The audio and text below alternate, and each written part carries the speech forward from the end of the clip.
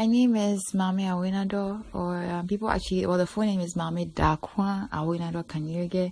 Quite long, but you're free to call me Maame Darkowa or Maame Awinado for short. I'm sure because of the little advertisement that Samuel did, everybody has a little idea of who I am and what I do. But just for formality's sake, I'll just give you a quick, just a brief summary of what I do now. And so basically I finished my MPhil International Law at the University of Cape Town last year, moved back home, been working. Well, I've started this organization called the Young African Thinkers. We're about to launch in December. So the Young African Thinkers started in Ethiopia.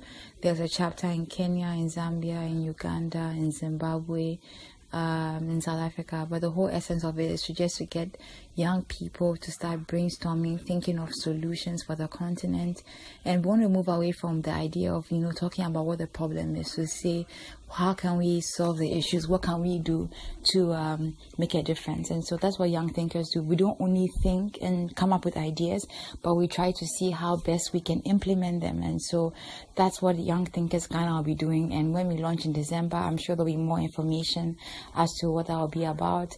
I also work with an organization called Take Action Ghana, and what we focus on is to get citizens to become very active in the community in Ghana. And we're trying to say, let's stop waiting for government to do things, but what can we do as citizens to make a difference? I think that it takes good citizens to make good leaders, right? And so, that's what I do. That's just a brief background. But this evening, just to cut straight to the chase, I want to talk to you about a topic that is very important to me, that hits home, and it's about the African identity, and just seeing why is this so important. I think that we all know that identity is an important area because it's the one thing that distinguishes one thing from another. And so when we are not able to identify something, how are we able to know its use or its purpose? And so you may have a nice cup, for example, but if you don't know that this cup is meant for drinking, what will you use it for? Maybe you may end up using it for other things. Maybe trying to wear the cup, or the cup is not supposed to be worn, or try to use the cup to iron, or so then identity helps people to even be able to function in whatever their calling is, or whatever their goals are, whatever their purpose is. And for the African identity, because of issues like slavery and colonization, our identity was the first thing that was attacked. Slavery, because what happens is that you're able to put a price tag on a human being. And so what does it do? It changes, because we all know that with human beings are priceless. Human beings are who can put a price on a person. But what slavery did was that it was able to diminish and reduce the value of a person, to say, hey, we can put this price tag on you. So then what happened? It changed our identity. After slavery, we went through a process called colonization. We were stripped away of a language, of your ability to lead yourself. Everything that you incorporated had to do with the identity of somebody else. So what happens is that we say we are Anglophone, and then people from the Ivory Coast, where they speak French, they say they are Francophone. And so it takes away. What happened again? Another form of identity crisis occurred on the continent. And so what's happening with our generation is that we are now torn between, we know we are African, but have we really understood what it means to be African? And that is why I pick this topic, because you cannot talk about the identity of something when you don't know its source. Now, what is the source? For anybody who's on this platform who is religious, definitely has a belief system. Whether you are Muslim or Christian, you believe in some form of creation, of how you came onto this earth. But at the end of the day, why are you African is the question. And who is an African is another question that we have to grapple with and think about all the time. And how do you know who you are if you cannot look at your history? And that's what's happened in Africa, because our history always begins with slavery. But it goes far beyond that. It goes to years of big kingdoms like Axum, kingdoms like the Mali kingdom, the Ghana kingdom. We know of Egypt. We know of all of how Africa played a key role in transforming the world. If you look at the Bible, because I'm Christian, I don't know what everybody else on this platform is, but because I'm Christian, I can speak from that standpoint. If you look at the Bible, you won't see any word like Africa, because the word Africa never existed. It was Ethiopia. And so once upon a time, the whole continent was recognized as Ethiopia, or Kush. Kush means the people with who have been burned by the sun. And at the end of the day, if you look at Africa currently, even the demographic, you look at from North Africa, even parts of West Africa, some people are lighter skinned than others, some people are darker. Even in Ghana, we have different shades. Some of us are darker than others. And it's just because whenever you burn something, people burn in different degrees. If you look at parts of Africa that are cold, the skin tone is different. And so if you think about it, the concept of even what it meant to be black didn't exist till slavery came about. And so what are we saying is that we want to know who we are as a people, knowing about the fact that women were very powerful. In history, they played a key role in trade. We know that the first university in the whole world was in Africa. In fact, was in Timbuktu. And when there was this the Arab uprising in Africa, where there was this the Arab slave trade that occurred, because the Arabs came first before the Europeans. When they came, they destroyed that Timbuktu area. They took a lot of the information. They destroyed the Timbuktu library, took a lot of the information to Morocco. And so when you go to history records, you see that they'll tell you that the first university was in Morocco, but all the information that was in that university was taken from Africa. And so those days, but even years, this is the 11th century I'm telling you about, we're doing research on science, on biology, even toothpaste, how to make toothpaste was existent. In the 11th century, it tells you how advanced our people were. But we don't know this truth, because whoever controls the narration controls the story or controls the person. If someone can tell your story for you, how do you know the truth? It's better for people to be able to tell their own story. And in Africa, we don't been telling our own story. People tell our stories for us.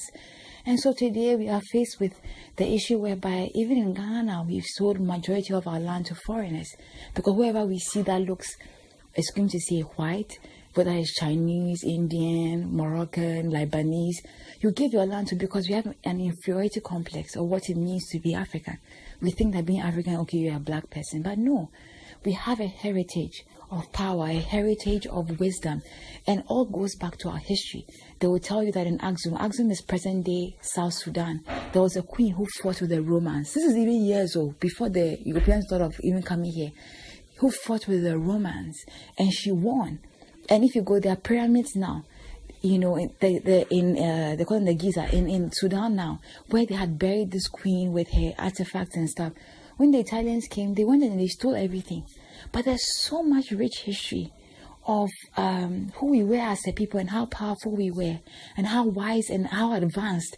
It will tell you that even the reason why Christopher Columbus, when he wasn't the one who discovered the Americas, when you check history, it was the Malian king, Mansa Musa, who sailed to the U.S. And you know how they found out? Because when Columbus went to the U.S., they were what they call the New World. When he got there, he took back gold to the queen. And the gold he took, that gold was only found in Mali. You understand? And so, but history, when someone is telling the history, they write history, so they tell it how they want. And so all we know is that we were slaves. When people came, we were naked. But when you go and check, we're wearing silk. You think that countries like South Africa that have winter, you think that they were naked. Well, then they would have been freezing to death. People wore clothes. We had currencies. Just if you ever have time, go online, check for the Congo Kingdom. They were telling the story. They tell you that is that the story they keep telling is that Africans, we sold our people. But when you go and check out the Congo Kingdom, because the Portuguese were the first to have come, when they came, they were engaging in trade. But then they realized that in the timber and all the things that they were taking away, they didn't have the strength to build. So they started kidnapping people, kidnapping men, or they'll deceive them. Oh, come to our ship for a party. When they go in and they get drunk, they'll sail away with them. So when you go and read, you see there was a particular king from the Kingdom of Congo. They had their own currency, their own government. Everything was functioning like how we see a nation state today. And he had written to the Portuguese king. He said, no, but you're supposed to be our trade partners. But your people are engaging in illegal things by taking people and selling them. And he was complaining because for us, you know how we've always been peaceful. We are very accepting people. You see, as Africans, everybody's like our brother. That's how we've been. And so for him, it's like, this man is breaking our trust. But the Portuguese were not bothered. In fact, they started sowing seeds of discord amongst the people. And that's how there was uprising in that region. And then it broke out into some form of war. And then the Congo Kingdom collapsed. And then you just see that slavery started spreading across the continent. And there was a queen, even in Zinga. If you ever have time, just check the Queen Nzinga, Nzinga, from Angola, who also fought with the Portuguese for 7 years. She kept them at bay. They couldn't enter. This is how powerful our continent was. We have Yasando, and even women who were so powerful. And so in all of this, I want us to just take time, whenever you have time, go and look at Africa's history before slavery. Understand that we do have a heritage of honor, and we're not animals, you see. But what happens is that if you allow someone to tell you who you are, they can determine your purpose. But we have to know who we are as a people, especially in this generation. When our leaders are selling off our land and our everything to foreigners, we need to get up and say, who am I? Why am I African? You know, if you believe in God, ask yourself, why did God specifically design that I have to come from Ghana? Why do I have this skin? Why do I look like this? You know, we are dark because of a specific hormone. It's called melanin. Melanin is the one, we find it in the eye, you know, in every organ of the body. And it's so important because that's what keeps people going. So a lot of countries, the white people, they have to take medication to improve melanin so that they can be healthy. We have melanin because it's so powerful. You understand? And God has given us this beautiful identity as a people. But what are we doing with it? So I want us to ask ourselves and say, moving forward, who am I? You see, and what have I been called to be as an African? What difference can I make in my generation? We give value to the dollar and all of that. The dollar is just paper. Money, paper is paper. Gold has value. You understand? But at the end of the day, the West said paper has value. So we all respect paper. So value has to do with recognition. If you begin to recognize that this thing has value, we have designers, Balenciaga, Versace, Ghanaians who have not, some of us have not even seen it before, gone to school crowd. We can mention it. Why? Because someone has put value on that thing, on that identity. Let's put value on what it means to be African. Let's put value on who we are as a people. Okay, we've always been a people of unity. We need to go back and start reading our history, knowing that we came from, like I've repeated this so many, from a powerful heritage. And just to leave you with a quick story, I remember I don't know if some of you have heard it. They said an anthropologist came to Africa and he had a bowl of mangoes. So this foreigner, and he comes, European or American, I'm not sure. And he puts the mangoes and he tells the boys that they should run to there's a tree at the end of, maybe not too far from them. They should run there. Whoever gets there first will get the bowl of mangoes. And then he says, on your marks, get set, go. And now all of these boys hold hands. And then they run to the tree. And this man is confused. And he's thinking, I told you guys to run. It's a race, it's a competition. What are you doing? He said, no. Because we don't see how one person will win and be enjoying and the others will be suffering. And that's what they said, the word called Ubuntu. You understand? In the, it's South Africa, in the Zulu language, it means that I am because you are. You understand? Your happiness is my happiness. This is the identity that Africans have always had as a people of oneness. That how can I see my brother suffering? I'm okay. So we, this generation, must ask ourselves that, why? How can we sit down and see that other countries are not going well, things are not going well for your brother, your sister, and we are quiet? There's so much corruption, we are quiet. People are dying. A whole nation, 55 ambulances, and we are okay. We need to ask ourselves that, what can I do? Because my happiness is my brother's happiness. Their pain is my pain. And what Africa has to give to the world is to show the world that it's not about competition. It's about collaboration. Because at the end of the day, when we make it, the next person makes it. You understand? And that is what we should push for in our agenda, in our purpose. And so that's all I will share. the concept of Ubuntu, I am because you are. Today I want to leave all of you with I am because you are. That's what it means to be African. So have time, just go online. If you have any questions, please feel free to even contact me. I can send you articles to read on a lot of African history that you're going to so much appreciate, on Timbuktu, how Africans were just doing incredible things, and the trade and the development that we had.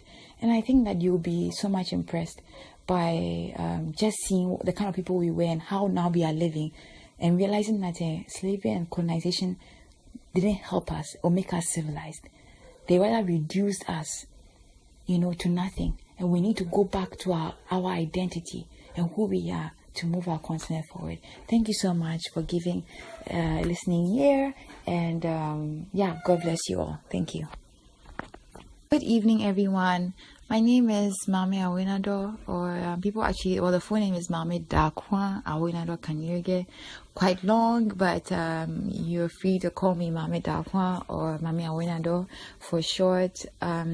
I'm sure because of the little advertisement that Samuel did, everybody has a little idea of who I am and what I do. But just for formality's sake, I'll just give you a quick, just a brief summary of what I do now. And so basically, I finished my MPhil International Law at the University of Cape Town last year, moved back home, been working. Well, I've started this organization called the Young African Thinkers. We're about to launch in December. So the Young African Thinkers started in Ethiopia. There's a chapter in Kenya, in Zambia, in Uganda, in Zimbabwe, in South Africa. But the whole essence of it is to get young people to start brainstorming, thinking of solutions for the continent. And we want to move away from the idea of, talking about what the problem is, to say, how can we solve the issues? What can we do to make a difference? And so that's what young thinkers do. We don't only think and come up with ideas, but we try to see how best we can implement them. And so